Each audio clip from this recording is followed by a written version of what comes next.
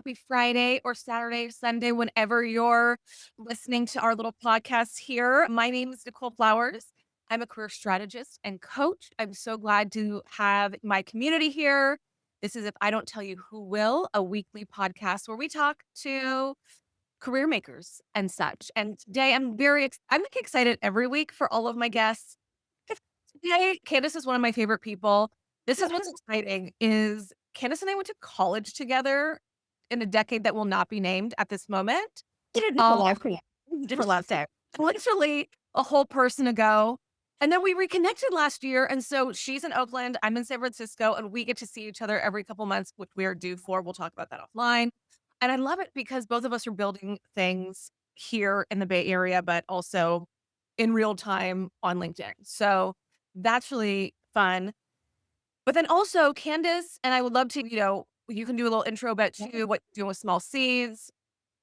But a few weeks ago, about a month ago, whatever, you posted something about grief in the job lot or just like being fired, losing a job, whatever it might be. And it resonated with a lot of people because we don't talk about it. So I'm really glad that we're talking about that here. Yes, we talk to recruiters. Yes, we talk to hiring managers, and yet we're all humans. So let's talk about it. Can you just tell us a little bit about you and what you're doing with Small Seeds and how this conversation kind of came up? Yeah, thank you so much. So, yes, as Nicole said, we knew each other in undergrad when we were just little babies and then Babies.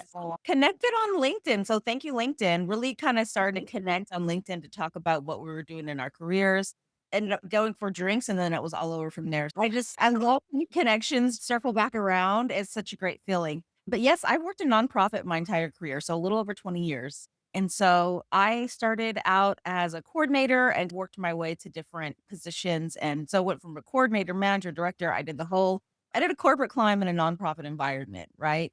I think one of the reasons that I launched Small Seeds was because fundraising is really hard. Nonprofit work is really hard. Raising money for them is difficult. There's very few resources, high demands, and not a whole lot of support. So it's a tough gig to be a part of, but when it's rewarding, it's the most incredible thing. And with Small Seeds, I kind of feel like I got laid off from my last job and I was like, you know what, this is just it.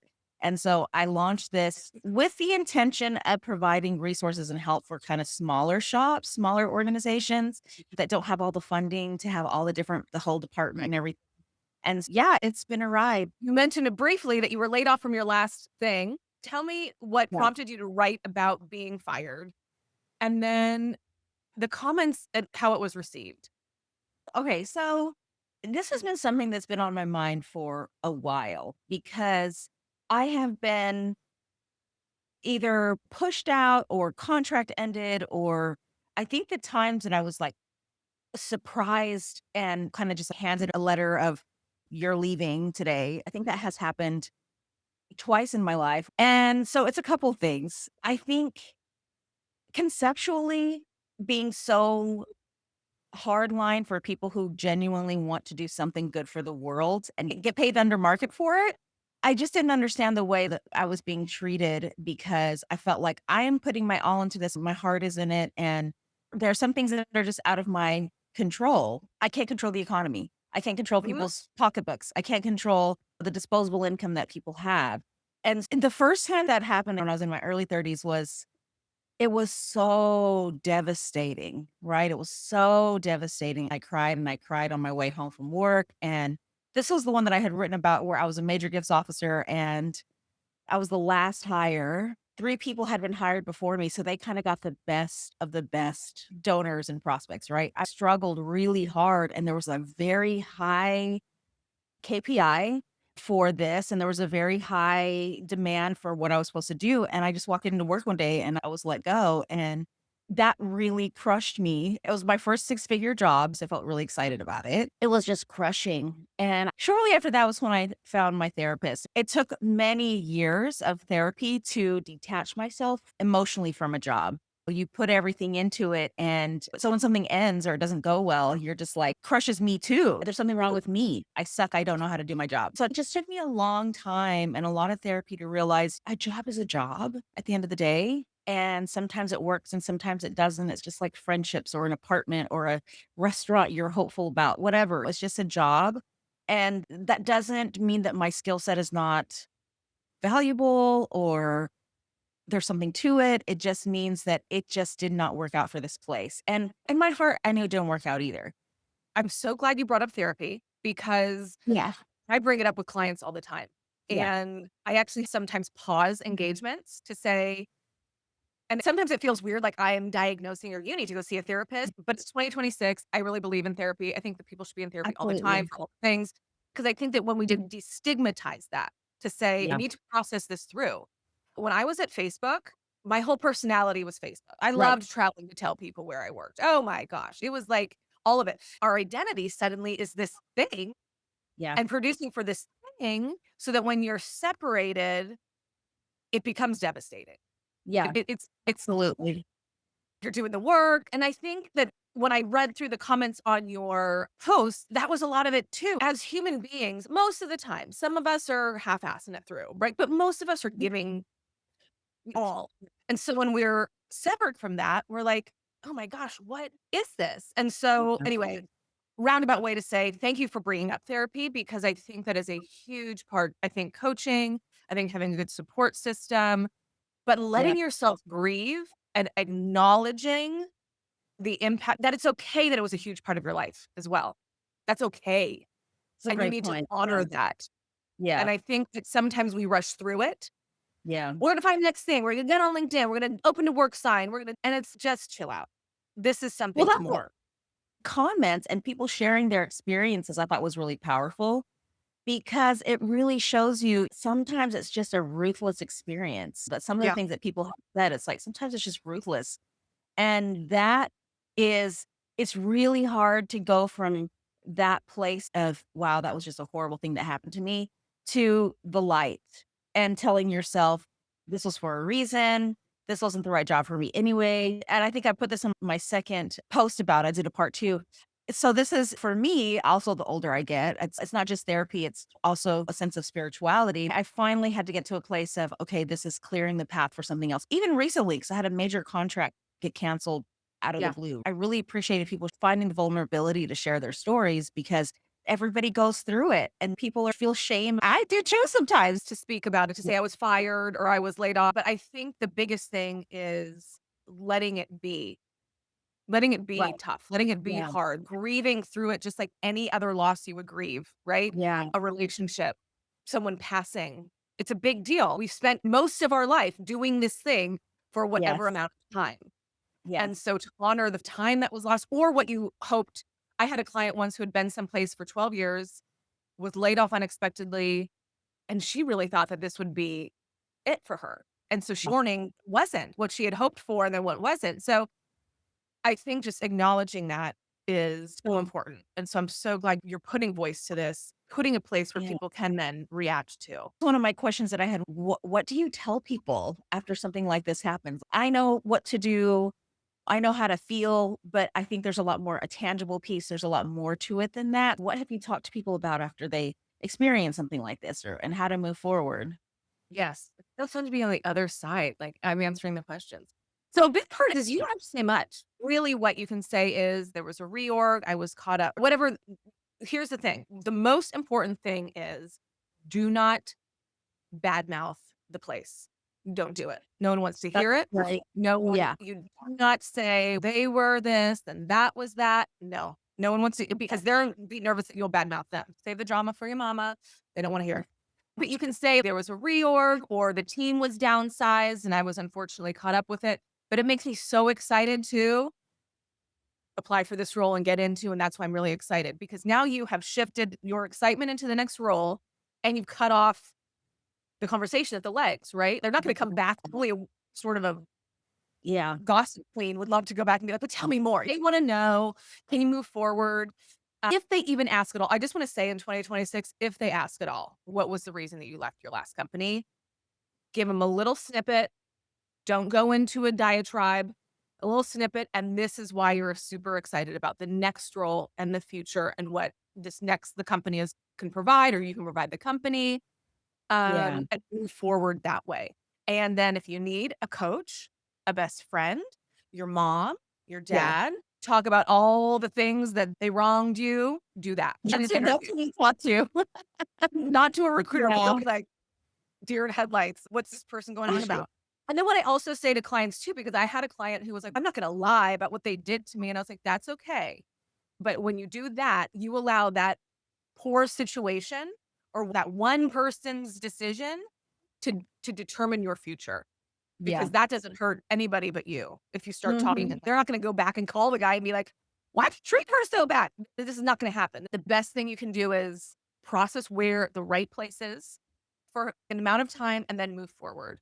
Yeah. And then in the interview, talk about also moving forward, right? You don't want these past roles to determine whether you're going to be seen as a professional. So you take control of the narrative.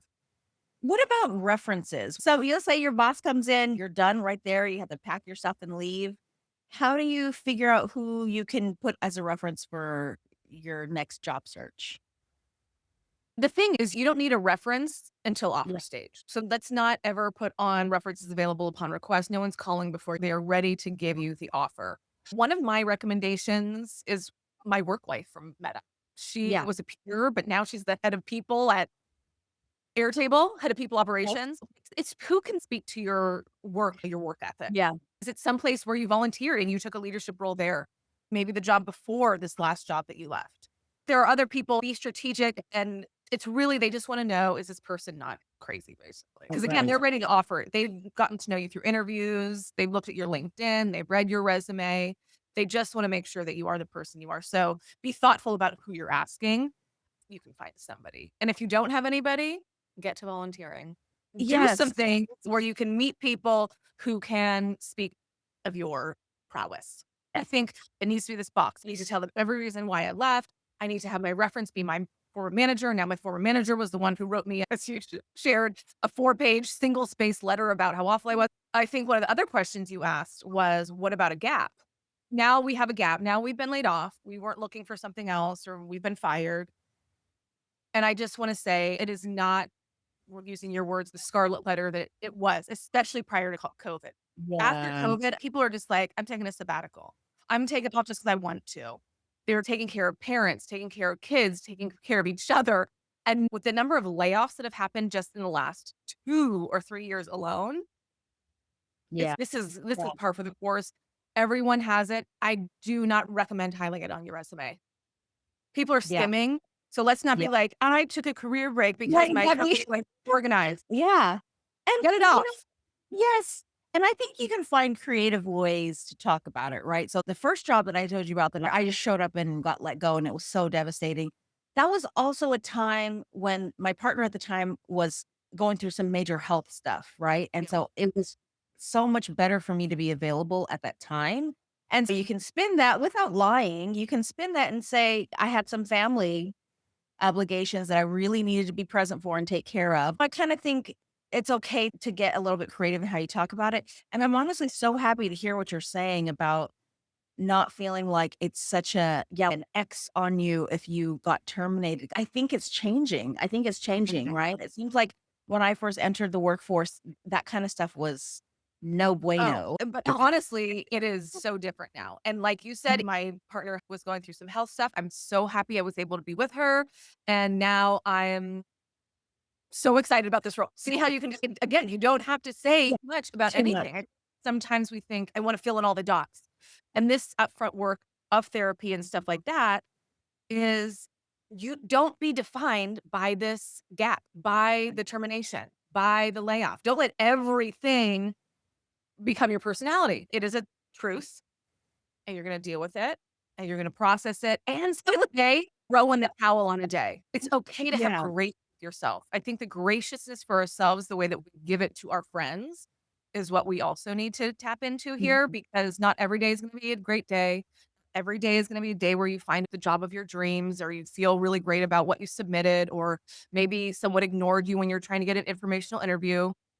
Yeah. It's all part of it. And so where can you find grace? Go for a walk. What do you love to do? Keep filling your cup.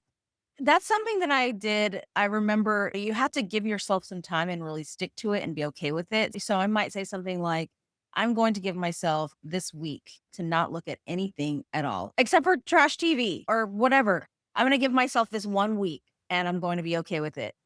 Or something that I've had to do when I was, like, deep in a job search was Tuesdays and Thursdays or whatever. Tuesdays and Thursdays are my days to really focus, and then those other days, I'm not going to look at it because unless there's something really pending, right?